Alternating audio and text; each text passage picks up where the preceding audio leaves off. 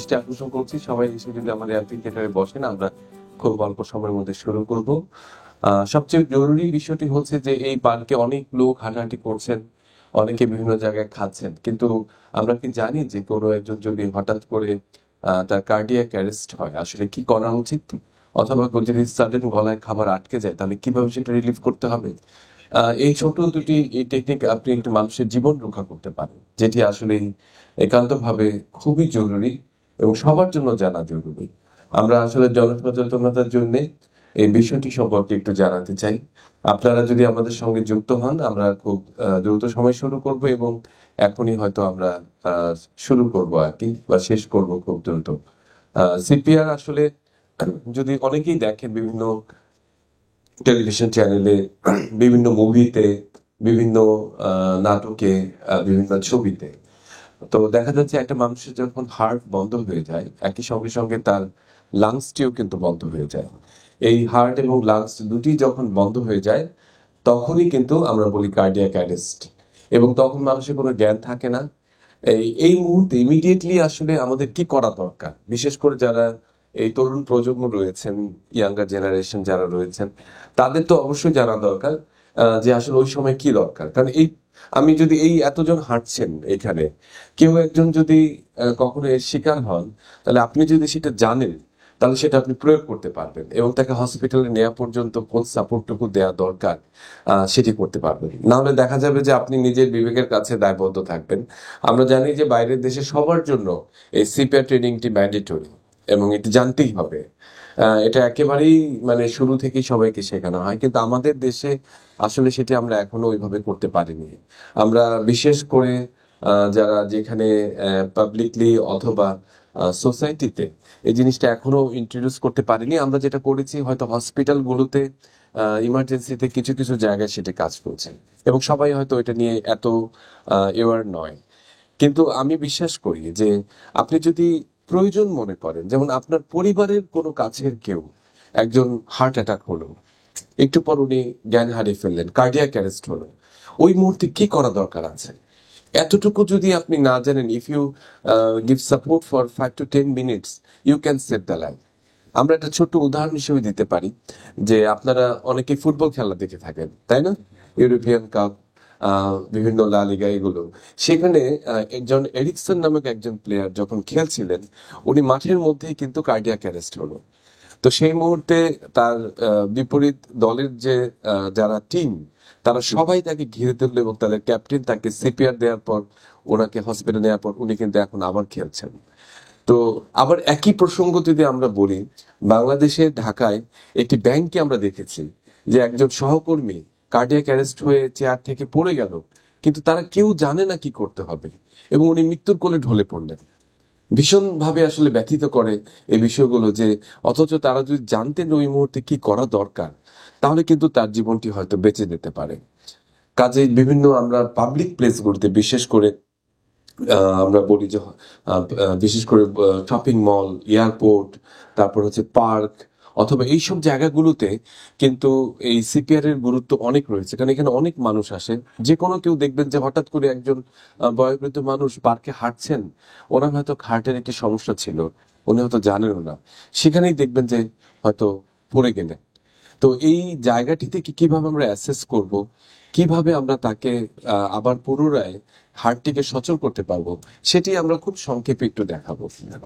আমরা যদি সহজেই বলি যে সিপিআর এর পুরো ইলেবোরেশন হচ্ছে কার্ডিও পালমোনারি রিসাসিটেশন। সেটা হচ্ছে হার্ট এবং লাংস, কার্ডিও মিন হার্ট, পালমোনারি মিন লাংস, এবং রিসাসিটেশন মানে হচ্ছে এটিকে আবার আগের জায়গায় ফিরিয়ে নিয়ে আসা। তো যে কার্যক্রমটি বন্ধ হয়ে যায় সেটিকে আগের জায়গায় আনা। আমি জানি যে আজকের এই খোলা পরিবেশে, এই সুন্দর সকালে সবার মনোযোগ ধরে রাখা ভীষণ কঠিন, কারণ চারদিকে অনেক উৎসব হচ্ছে, আনন্দ হচ্ছে, গান হচ্ছে, খেলা হচ্ছে। তো এর মধ্যে সিপিআর এর মতো একটা কাঠখোট্টা জিনিস নিয়ে আগ্রহ না পাওয়ারই কথা। আই এম স্কেয়ার যে আসলে এখানে আমরা কতজন কে আসলে উদ্বুদ্ধ করতে পারবো। কিন্তু যদি আমাকে বিশ্বাস করেন, আমি আপনাকে বলে দিতে পারি যে সামনের 30 মিনিট আপনাকে আপনার ভিউ চেঞ্জ করে দিতে পারে। মানুষের প্রতি যে একটি দায়বদ্ধতা, মানুষকে জীবন বাঁচানোর যে আনন্দ, সেটি কিন্তু আর কিছুতেই নেই। মানে বিং এ ডক্টর, আমি যদি নিজের পরিচয় আমি আসলে দিই, আমি ডাক্তার হাসান, আমি বেসিক্যালি একজন ইমার্জেন্সি স্পেশালিস্ট এবং কার্ডিওলজিস্ট।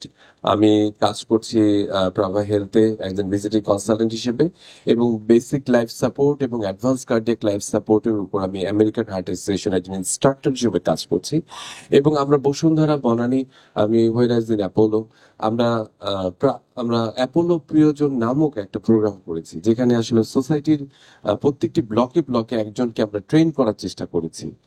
বিশেষ করে বিভিন্ন স্কুল কলেজগুলোতে আমরা এই প্রোগ্রামটা করেছি, যাতে এরাই হচ্ছে আমাদের ভবিষ্যতের প্রজন্ম, তারাই অনেকদিন দীর্ঘদিন থাকবে, তারাই মানুষকে বাঁচিয়ে রাখতে সমর্থ হবে।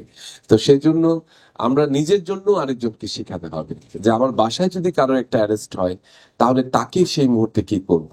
অন্যের জন্য যদি আমি বাধ্য দিলাম, আপনার সবচেয়ে প্রিয়জন, কাছের জন, বাবা মা, আপনার দাদা, নানা, নানি, ভাই বোন, অসংখ্য মানুষ রয়েছে, এমনকি সন্তান পর্যন্ত।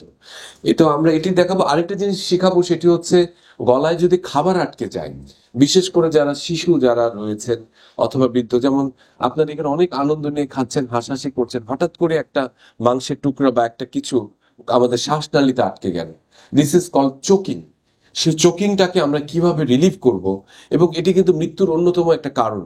আমরা বিয়ে বাড়িতে যদি যান, হাজার হাজার লোক খাচ্ছে, আনন্দ করছে, এর মাঝেই দেখবেন যে, বা হোটেলে খেতে যান, দেখা গেল যে একজনের গলায় একটা কিছু আটকে গেল। So if you know how to relieve choking, you can save the life. এই দুটো লাইফ সেভিং মেজার আমরা আজকে আপনাদেরকে একটু দেখাতে চাই। আমার মনে হয় যে আমার তো আপনাদের খারাপ লাগবে না। আচ্ছা, আমরা বেঁচে আছি কেন, বেঁচে আছি কেন না, বেঁচে আছি যে এটা বুঝি কিভাবে সেটা আগে শুনি। যে এই যে ধরুন আপনি বেঁচে আছেন, তাই না? তো আমরা বুঝি কিভাবে যে আমি বেঁচে আছি? দূর থেকে আপনি কিভাবে অ্যাসেস করেন? আমি হাত নাড়াচ্ছি, তাই না? আপনার কথার, আপনি আমার দিকে হাসছেন, আমি আপনার কথার জবাব দিচ্ছি। এই যে রেসপন্স করা, এটাই তো বেঁচে থাকার প্রথম, আমরা বলি যে প্রতিবিম্ব, তাই না? এভিডেন্স। কাজেই যখন একটা মানুষ আপনার কথায় অ্যান্সার দিতে পারবে, তখন আপনার বুঝতে হবে যে উনি বেঁচে আছেন। তো আমরা কার্ডিয়াক অ্যারেস্টের, আমরা যদি স্টেপ বাই স্টেপ আগাই, কয়েকটা জিনিস যে আপনার কি জানতে হবে, যে প্রথমে জানতে হবে যে ওনার আসলে অ্যারেস্ট হয়েছে কিনা, তাই না? নাহলে তো আপনি ধরেন একজন মানুষ ঘুমাচ্ছে, আপনি যে বলে যে আরে সর্বনাশ ও তো গেল, বলে আপনি সিপিআর দেওয়া শুরু করলেন, ও উঠে আপনাকে মার শুরু করলো, তো সেটা হলে তো বিপদ হয়ে যাবে। তাহলে প্রথমে আপনাকে জানতে হবে যে কিভাবে কার্ডিয়াক অ্যারেস্ট আমরা নির্ধারণ করব।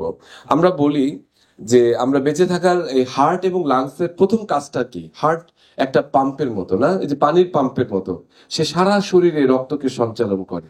আমরা বলি মুহূর্তে, চোখের পলকে, 0.8 সেকেন্ডে পুরো শরীরে একবার রক্ত সার্কুলেশন করে নিয়ে আসে। আর যে ফুসফুস আমরা প্রতিনিয়ত শ্বাস নিচ্ছি, সেই ফুসফুস কি করে? বাতাস, এই যে পার্কে আমরা আছি, কি সুন্দর ভালো লাগছে, তাই না? শ্বাস নিতে একটু কষ্ট হচ্ছে না। বিশুদ্ধ বাতাস আমাদের লাংস গ্রহণ করে, অক্সিজেন নেয়, বিশেষ করে অক্সিজেনটাকে এক্সচেঞ্জ করে। আমাদের শরীরের বেঁচে থাকার জন্য অন্যতম জিনিসটা হচ্ছে অক্সিজেন, তাই না?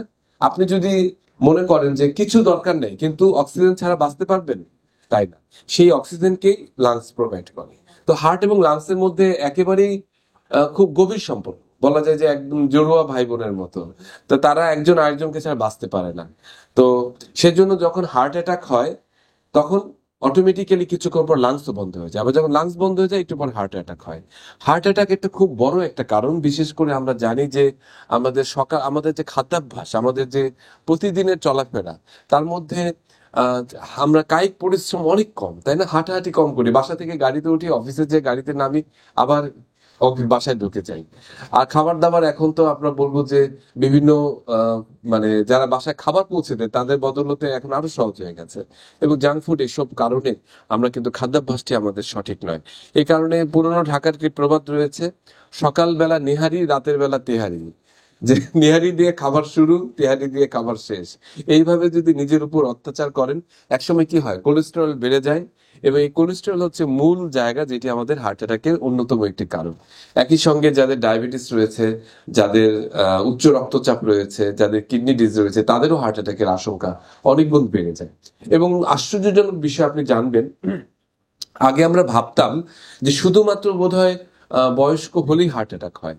বয়স 40 হলে আমাদেরকে বলে যে ওই সুমনের সে গানের মতো যে ছেড়েছি তো অনেক কিছুই, জিলিপি সন্দেশ। বয়স হবার সঙ্গে সঙ্গে আরো কিছু আমরা চালসে রোগ হয়ে যায়, কিন্তু তা না। এখন কিন্তু ইয়াং জেনারেশনের কিন্তু অনেক হার্ট অ্যাটাক হয়। আমরা 17 বছর বয়সেও হার্ট অ্যাটাক পেয়েছি, একজন কার্ডিওলজিস্ট হিসেবে বলছি। 20-25 বছর বয়সে পেয়েছে, কাজে কেউ কিন্তু এর মুক্ত নয়। কাজে এটি জানা কিন্তু খুব জরুরি। হার্ট অ্যাটাকের প্রধান কমপ্লিকেশন হচ্ছে হার্টটি একটু পর বন্ধ হয়ে যায়, যেটি কার্ডিয়াক অ্যারেস্ট। এবং আপনি জানেন কিনা যে প্রায় 50% লোক হাসপাতালে পৌঁছাতে পারে না, তার আগেই তারা মৃত্যুবরণ করে। এবং এই মৃত্যুবরণ করার অন্যতম প্রধান কারণ হচ্ছে আমরা এই সিপিআরটি জানি না। কারণ হার্ট যখন নর্মালি কি করে, হার্ট লাভ ডাব লাভ টাপ এভাবে চলতে থাকে, কখনো যদি শুনে থাকেন দেখবেন। কিন্তু যখনই এটা অ্যারিথমিয়া হয় তখন এরকম করে ক্যাওটিক একটা সিচুয়েশন, অথবা হার্ট বন্ধ হয়ে যায়। এই দুটিকে আমরা বলি হার্ট অ্যাটাকের মূল মৃত্যুর কারণ। কাজে এটি বন্ধ হয়ে গেলে অথবা যদি ক্যাওটিক মুভমেন্ট হয়, তাহলে এটাকে কিভাবে ঠিক করব, এটি আমরা সিপিআর এর মাধ্যমে আমরা দেখাবো। এটা একটু সামনে নিয়ে আসতে মনে হয় ভালো হতো না টেবিল। আচ্ছা, যাই হোক, সিপের স্টেপ আমরা সংক্ষেপে বলে দেই। স্টেপ নাম্বার 1 হচ্ছে চেক দ্য রেসপন্সিভনেস। কেউ যদি জ্ঞান হারিয়ে ফেলে, আপনার প্রথম কাজটি হচ্ছে উনি আপনাকে রেসপন্স করছে কিনা সেটি আগে দেখা। সেটি আপনি কিভাবে দেখবেন, সেটিকে আমরা বলি শেক অ্যান্ড শাউট। আমরা যদি এইভাবে দেখি, এটা ধরো আমার এখানে, আমরা যদি এভাবে দেখি, আমার মুখের কাছে ধরো, হ্যাঁ, আমরা যদি এভাবে দেখি, স্যার আর ইউ ওকে, আপনি যদি নাম জানেন আরো ভালো হয়। যদি যদি মিস্টার এক্স আপনি কি শুনতে পাচ্ছেন? ট্যাপ ওভার দ্য শোল্ডার, আমরা বলি যে এই কাঁধের উপরে ট্যাপ করতে। আপনি যদি গালে, আমাদের একটা স্বভাব রয়েছে, আমরা কি করি, মানুষ জ্ঞান হারিয়ে ফেলে গালের মধ্যে থাপড়া থাপড়ি করি, যে এই একটু পরে দেখলো যে ঘুম থেকে উঠেছে, আপনি একজন মানুষ তার গালের মধ্যে সমানে থাপড়াচ্ছে। সেটি করা যাবে না, তাকে করতে হবে tap over the shoulder, shake and shout.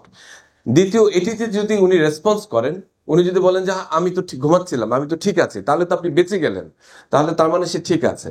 যদি কোনো রেসপন্স না করে, যে আপনি তাকে ট্যাপ করছেন শোল্ডারে কিন্তু সে কোনো রেসপন্স করছে না 2-3 বার, তারপরে আমরা দেখি, আমরা বলি যে ব্রিথ এবং হার্টস, মানে যেটা পালস। কারণ আমরা যে বেঁচে থাকি, হার্ট যে চলছে তার প্রধান কারণ বুঝি কি, আমাদের পালস আছে। দেখেন না যে আমরা কোথায় পালস দেখি সারা জীবন? উত্তম কুমার, সুচিত্রা সেনের পালস কোথায় দেখে এসেছে? হাতে, সেই, তাই না? কিন্তু ডাক্তারে গেলে সেটাই দেখে, কিন্তু আমরা এখানে কিন্তু পালসটি দেখবো হচ্ছে অন্য জায়গায়, সেটাকে আমরা বলি গলায়, ক্যারোটিড পালস। আপনারা যদি আমার সঙ্গে প্র্যাকটিস করেন, ইউ উইল লার্ন যে এই যে গলাতে ছেলেদের একটু বোঝা যায় ভালো, যে অ্যাডামস অ্যাপেল যেটা বলে, যে জায়গাতে উঁচু হয়ে আছে, মেয়েদের ক্ষেত্রে এটা একটু ফ্ল্যাট। অনেকে বলে যে অ্যাডামস নাকি যখন আপেল খাচ্ছিল তখন এই জায়গায় যে নাকি আটকে ফেলছিল, আসলে এটা একটা মিথ। মূল কথা হচ্ছে এটা থাইরয়েড কার্টিলেজ আমাদের যেটা থাকে, ছেলেদের ক্ষেত্রে অ্যাঙ্গেলটা বেশি থাকে, মেয়েদের ক্ষেত্রে কম থাকে। এই থাইরয়েড এই জায়গা থেকে আপনি যে দুটি আঙ্গুল যে কোনো একদিকে নামিয়ে দেন, এইদিকে অথবা এইদিকে, জাস্ট এই সাইডে, আপনি দেখবেন যে জাস্ট আমাদের যে শ্বাসনালীটা আছে, এটা বরাবর যদি আঙ্গুলটা এভাবে নিয়ে একটু প্রেসার দেখেন, তাহলে দেখবেন যে একটা জিনিস ধপধপ করে লাফাচ্ছে। সবাই আমার সাথে প্র্যাকটিস করেন, এই যে একদম মাঝখান থেকে 2 আঙ্গুল এদিকে নেন, নিয়ে দেখেন যে আপনি বেঁচে আছেন কিনা। আমি এক প্রোগ্রামে যখন এটা করাচ্ছিলাম, তখন আমি বললাম যে আমাদের এক সিস্টার নার্সকে, সে আর খুঁজে পাচ্ছে না। একটু পরে হাত তুলে বলে, স্যার আমি তো বোধহয় বেঁচে নাই। তো কিন্তু যে কথা বলছে উনি তো বেঁচে থাকবেনই। তো এই পালসটা হচ্ছে আমরা দেখি, কারণ আমরা জানি যখন কার্ডিয়াক অ্যারেস্ট হয় তখন সবচেয়ে জরুরি হচ্ছে একটা পালস যদি শরীরে থাকে, সেটা হচ্ছে ক্যারোটিড পালস। এটা আমরা কতক্ষণ দেখবো আমরা বলবো যে 10 সেকেন্ডের বেশি না, 5 সেকেন্ডের কম না। কারণ আপনি অনন্তকাল ধরে গলায় আঙ্গুল দিয়ে বসে থাকলেন, হাত দিয়ে দেখি কখনো পালস পাওয়া যায় কিনা, এদিকে মোরে টোরে সব শেষ। কাজে নট মোর দেন 10 সেকেন্ড। কারণ আমাদের এই হার্ট অ্যাটাকের ক্ষেত্রে বা কার্ডিয়াক অ্যারেস্টের ক্ষেত্রে এভরি সেকেন্ড কাউন্টস, প্রত্যেকটি সেকেন্ড গুরুত্বপূর্ণ। আমরা প্রত্যেকটি সেকেন্ডের মূল্যায়ন করতে হবে। সো আমরা যখন দেখব যে সেকেন্ড শাউট করে, এটা ধরো, স্যার আর ইউ ওকে, কোনো রেসপন্স নাই। দ্বিতীয় অংশটি হচ্ছে এই গলার এখান থেকে আমরা পালসটা এই জায়গার মধ্যে আমরা দেখব যে তার পালস আছে কিনা। একই সঙ্গে আমার চোখটা থাকবে, দৃষ্টিতে থাকবে তার বুকের উপরে, কারণ আমরা দেখব যে বুকটা উঠানামা করছে কিনা। আমরা যখন শ্বাস নেই তখন আমাদের কি হয়, আমরা যখন বুক ভরে বাতাস নেই তখন বুকটা ফুলে উঠে, তাই না? আমরা রেজিং অফ চেস্ট। বাচ্চারা যখন ঘুমায় দেখবেন যে বুকটা ওঠানামা করছে ওঠানামা করছে, আবার মা শান্তিতে বসে বসে দেখছেন, হঠাৎ বন্ধ হয়ে গেলে দৌড়িয়ে যায় যে কি হলো, শ্বাস নেওয়া বন্ধ করে দিল নাকি। ঠিক একই রকম ভাবে আমরা এখানে একসঙ্গে দুইটা কাজ করব। পালস দেখবো হচ্ছে আঙ্গুল দিয়ে, আর চোখ দিয়ে দেখবো হচ্ছে বুকটা উঠানামা করছে কিনা। এর জন্য সময় নিব কতক্ষণ আমরা? 10 second, not more than that, 10 second. তাহলে এই যে আমরা আহ এই দুইটা জিনিস তিনটা জিনিস দেখে ফেললাম, একটা হচ্ছে শেক এন্ড শাউট, একটা হচ্ছে পালস, আর একটা হচ্ছে ব্রিদিং। এই তিনটা জিনিস আমরা দেখে আমরা নির্ধারণ করব যে পেশেন্টটা কার্ডিয়াক অ্যারেস্ট হয়েছে কিনা। তাহলে যার কার্ডিয়াক অ্যারেস্ট হবে তার তিনটার কোনোটাই থাকবে না, যে তার তার কোনো রেসপন্স থাকবে না, no responsiveness, no pulse, no breathing. কিন্তু আপনি দেখলেন যে তার রেসপন্স নাই কিন্তু পালস আছে, ব্রিদিং আছে, তাহলে বুঝতে হবে কি অন্য কোনো কারণে উনি জ্ঞান হারিয়েছেন। অনেক সময় যারা ডায়াবেটিক পেশেন্ট তাদের হাইপোগ্লাইসেমিয়া হয়ে তারা অজ্ঞান হয়ে যেতে পারেন, অনেক সময় স্ট্রোকের জন্য অজ্ঞান হয়ে যেতে পারেন, কিন্তু সেক্ষেত্রে কিন্তু আপনি পালস এবং ব্রিদিং পাবেন। কাজে এই তিনটা জিনিস যদি আমরা না পাই, একটা হচ্ছে কোনো রেসপন্স না থাকে, কোনো পালস না থাকে, কোনো ব্রিদিং না থাকে, তাহলে আমরা ধরে নিব উনি কার্ডিয়াক অ্যারেস্টে আছেন। ঠিক আছে, এটা তো ক্লিয়ার হলো। তাহলে ফার্স্ট স্টেপ হচ্ছে recognition of cardiac arrest by checking responsiveness, by checking pulse and checking breathing, এই তিনটা জিনিস। দ্বিতীয় স্টেপ, 2 নম্বর কাজ, আপনি যখন বিপদে পড়েন তখন আপনি কি করেন? বিপদে পড়লে কি করেন? কারণ সাহায্য চান না, হেল্প। পানিতে পড়ে গেছেন, আপনি জানেন যে কেউ বাঁচানোর নেই, তাও বলবে, চিৎকার করতে থাকবে যে বাঁচাও বাঁচাও, তাই না? ডাকাত পড়লে কি বলতে হয় যে ভাই আপনি চিৎকার করেন, আপনার বাসায় ডাকাত পড়েছে? নিজে থেকেই তো মুখের অজান্তে আপনি ঠিক একই রকম ভাবে তো এখানেও আপনি একটা বিপদে পড়েছেন, তাই না? আপনার একজন কলিগ, আপনার একজন সহকর্মী বা কাছের কেউ আপনাকে কার্ডিয়াক অ্যারেস্ট হয়ে গেছেন। So the second step is ask for help. আপনি আশেপাশে কারোর কাছ থেকে হেল্প চাইতে পারেন যে এখানে আমার একটা পেশেন্ট কার্ডিয়াক অ্যারেস্ট আছে, প্লিজ চলে আসেন। অথবা আপনারা এখন তো আমাদের হটলাইন নাম্বার আছে, দেশের বিদেশে আমরা বলি জানি 911, আমাদের দেশে হচ্ছে 999, 999-এ ফোন করলে, অথবা যদি কাছাকাছি কোনো হসপিটাল থাকে যাদের হটলাইন নাম্বার আছে, এগুলো একটু মোবাইলে সেভ করে রাখবেন। তাহলে কি হবে, সঙ্গে সঙ্গে আপনি কল করলে তাদেরকে অ্যাম্বুলেন্স তারা পাঠিয়ে দেবে। কি চাইবেন? সাহায্য। যে আমার একজন পেশেন্ট, সাহায্য চাওয়ারও কিন্তু একটা নিয়ম আছে, তাই না? একজন ধরেন আপনি কাউকে বললেন যে ভাই আমার একটা পেশেন্ট জ্বর, তাড়াতাড়ি অ্যাম্বুলেন্স পাঠাবে, এবং পাঠাবে? জীবনে পাঠাবে না। আপনাকে বলতে হবে যে আমার patient unresponsive, please send the ambulance as well as possible.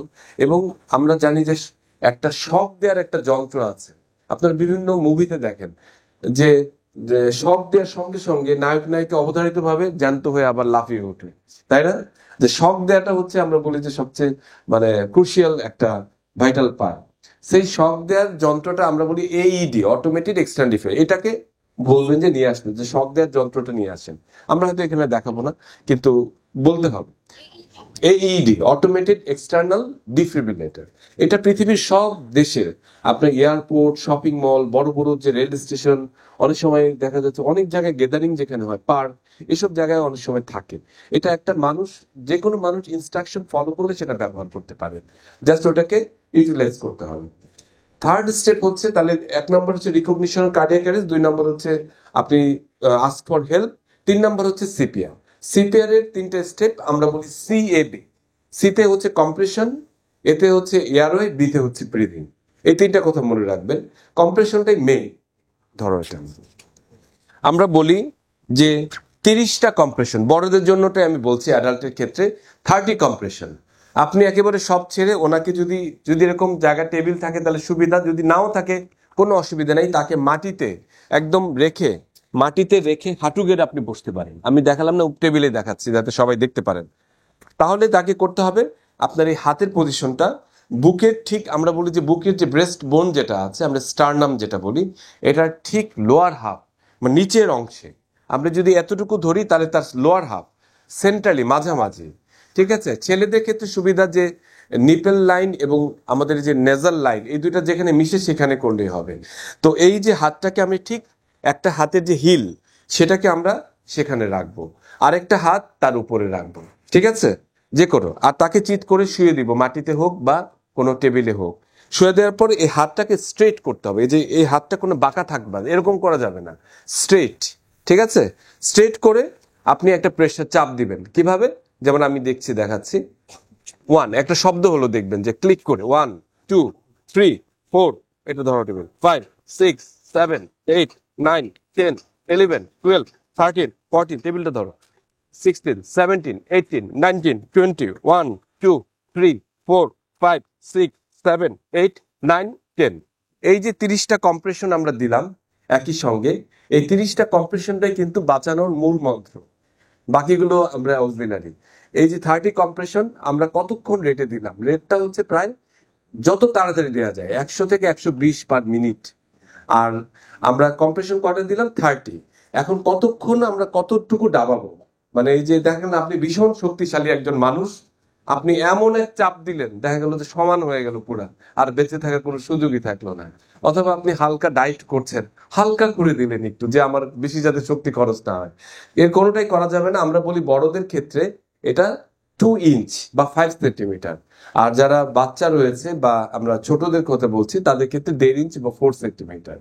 এই এই ডেপথে চাপাতে হবে। আর এখানে আমরা বুঝি কিভাবে, এই যে ক্লিক শব্দটা হচ্ছে, এটা মানে হচ্ছে এটা 2 ইঞ্চি পরিমাণ আমি প্রেসার করছি। অনেক সময় হাতের নিচে মনিটর ইউজ করে করা যায়, বাট বিপদের সময় তো এত কিছু থাকে না। মানুষ কি সবসময় মানে জিনিসপত্র নিয়ে ঘুরে নাকি যে এই মাত্র কখন ওনার কার্ডিয়াক অ্যারেস্ট হবে আমি কিন্তু রেডি। কাজেই সিপিআর হচ্ছে এমন একটা জিনিস যে আমার যা আছে সেটা দিয়ে আমরা কাজটা করতে পারবো। তাহলে এই 30 কম্প্রেশন দেওয়ার পর আমাদের সি চলে গেল, সি মানে হচ্ছে কম্প্রেশন, ঠিক আছে। এই হার্টটা কি হচ্ছে, স্থির হয়ে আছে বা এরকম এরকম করছে। এটাকে যখন আমরা প্রেস করছি তখন এই ভেতর থেকে ব্লাডটা পুরো শরীরে ছড়ে যাচ্ছে, এবং ছড়িয়ে যাওয়ার প্রধান জায়গাটি হচ্ছে আমাদের ব্রেইন। কারণ ব্রেইন যদি সজীব না থাকে তাহলে কিন্তু তাকে বাঁচিয়ে রেখে কোনো লাভ নাই, এই জন্য ব্রেইনটাকে আমরা ব্লাড দিচ্ছি বা ভাইটাল অর্গান গুলোতে। দ্বিতীয় জায়গাটি হচ্ছে আমরা বলি সি এর পর এ, এ মানে হচ্ছে এয়ারওয়ে। আমরা জানি যে যখন মানুষ জ্ঞান হারিয়ে ফেলে তখন তার শ্বাসনালীটি আস্তে করে তার মধ্যে পিছন দিকে, আমাদের যে জিভটি রয়েছে, যে জিভটি আমাদের আমরা বলি সবচেয়ে ভালো এবং সবচেয়ে খারাপ, তাই না? সবচেয়ে ভালো পৃথিবীকে কত সুন্দর করে কথা বলে সুন্দর করে দিতে পারে, আবার এই প্রতিহিংসা বশত এমন কথা বলে মানুষকে আঘাত করতে পারে। ঠিক একই সময়ে এই জিভ টাঙই কিন্তু হচ্ছে আপনি যখন জ্ঞান হারিয়ে ফেলবেন ও পিছন দিকে পড়ে যায়, এটা বলে ফল ব্যাক অফ টাং। ওই হচ্ছে অবস্ট্রাকশন তৈরি করে, শ্বাস নেওয়ার ক্ষেত্রে প্রধান বাধা তৈরি করে। সেজন্য আমরা কি করি, আমরা বলি হেড টিল্ট চিন লিফট। মানে আপনি যদি এই যে মাথাটাকে, সবাই যদি দেখেন এই সাইডে, সবাই দেখেন, এটাকে যদি একটু এই হাতের কপালের উপর একটা হাত রাখবেন আর থুতনির উপর দুটো আঙ্গুল যদি একটু উপরে উঠিয়ে দেন তাহলে কি হয়, লাইনটা ক্লিয়ার হয়ে যায়, মানে যে জায়গাটা আটকে ছিল জিভটা সে উপরে উঠে যায়। এরপরের পোর্শনটা হচ্ছে আমরা বলি ব্রিদিং, দুইটা ব্রেথ কিভাবে দিতে হবে। আপনারা দেখেছেন আমরা তো সবসময় ব্যাগ, একটা আম্বু ব্যাগ দিয়ে দেয় তা দিয়ে তো করি না, আমাদের মাউথ টু মাউথ ব্রিদিংটা শিখতে হবে।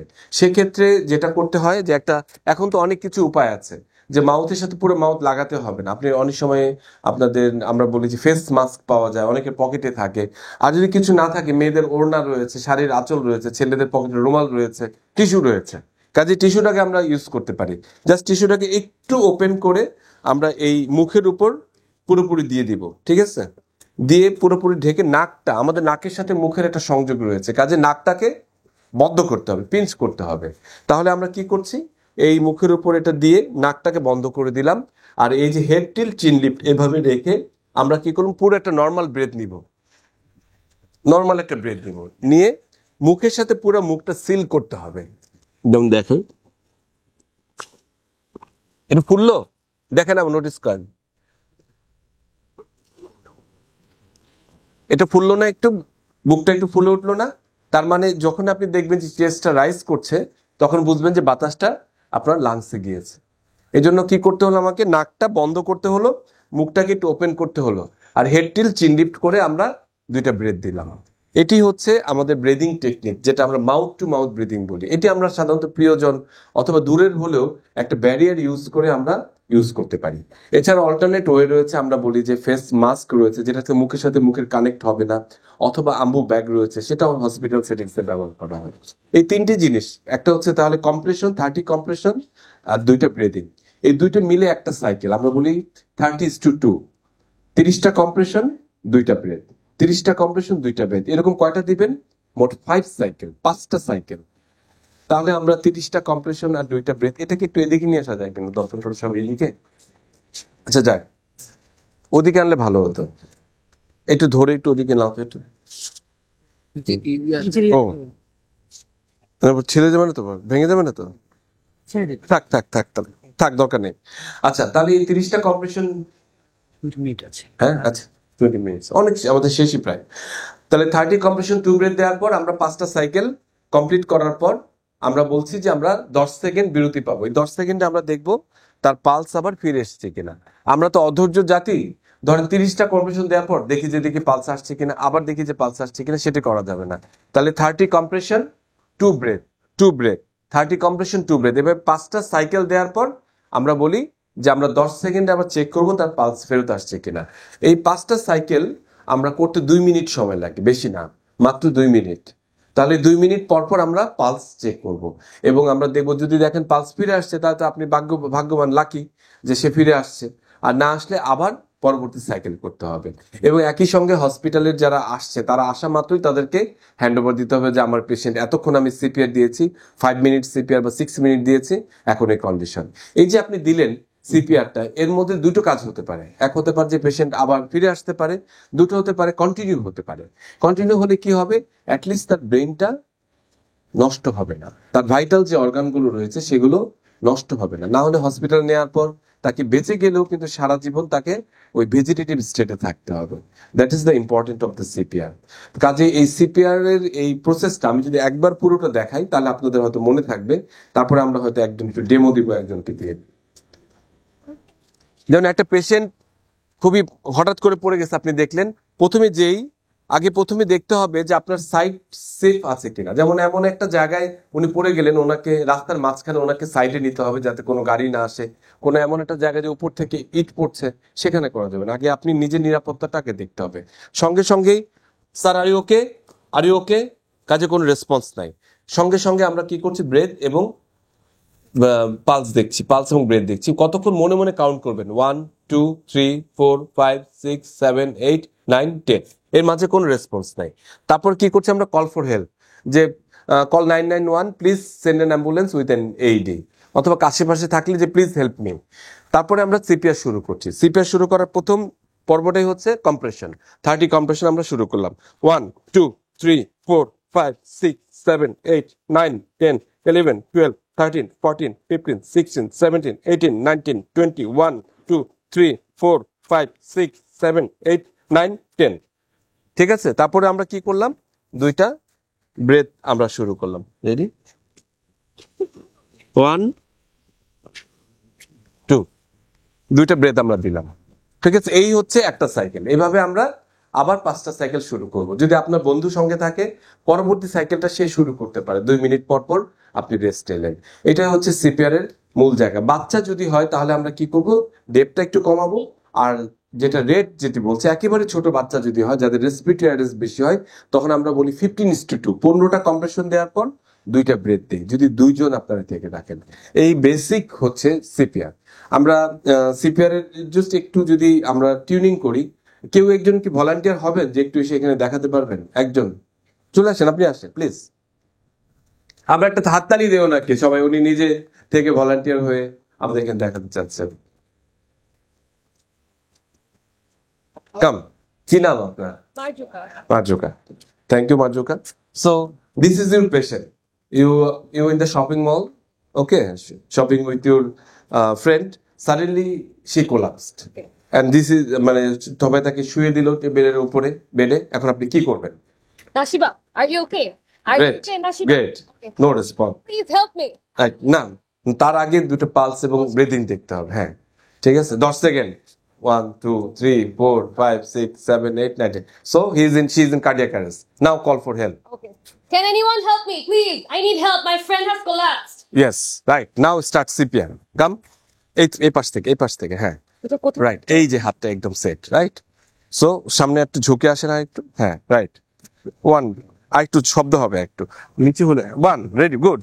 2 3 4 5 ফাস্টার, 7 8 9 10 11 12 13 14 15 16 17 18 19 20 1 2 3 4 5 6 7 8 9 10। গ্রেট।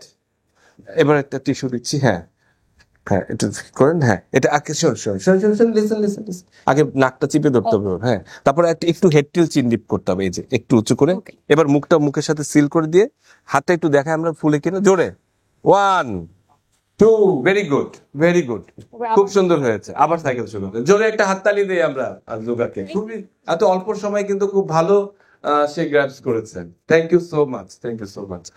এবার আমরা সিপিআরের পার্টটুকু শেষ, এবার আমরা একটু চোকিং, জাস্ট তাকে সামনে এভাবে রাখবেন, গলায় চোকিং হলে গলার মধ্যে এভাবে ধরতে হয়, হ্যাঁ মানে এটা হচ্ছে ইউনিভার্সাল সাইন, ঠিক আছে।